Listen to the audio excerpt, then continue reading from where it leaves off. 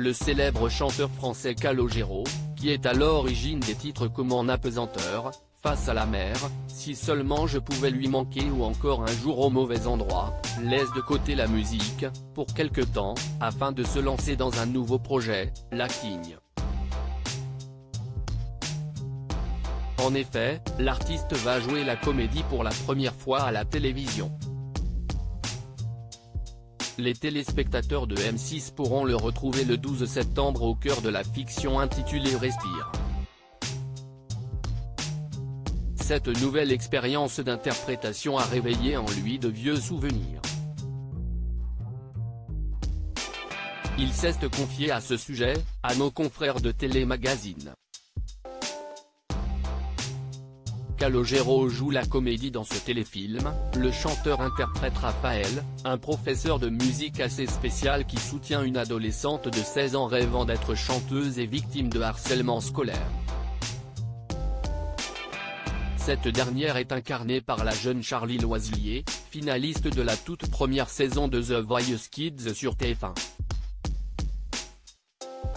Cette fiction, librement adaptée de l'autobiographie Frôler les murs de la chanteuse Tessae, sera suivie d'un débat avec notamment le ministre de l'Éducation nationale, Gabriel Attal.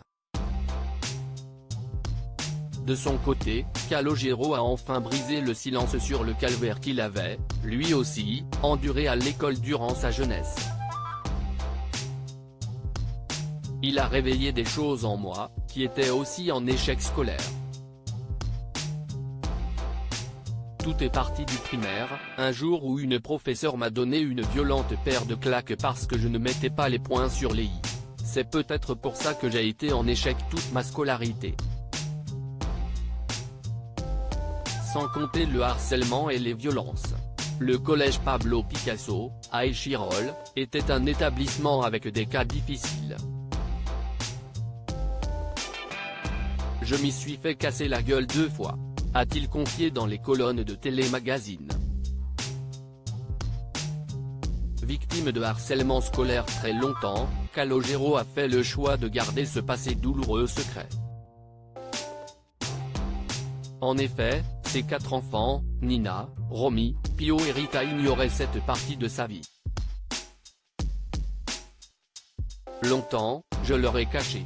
Même s'il y avait des petits indices détournés dans certaines de mes chansons, Stylo vert par exemple, où un père tait à ses fils son analphabétisme pour qu'ils ne baissent pas les bras. A-t-il expliqué, avant de révéler pourquoi il avait décidé de ne pas se confier à cœur ouvert. J'ai été dans cette démarche avec mes enfants, je ne voulais pas leur dire ce que j'avais subi car j'avais peur qu'ils ne travaillent plus à l'école.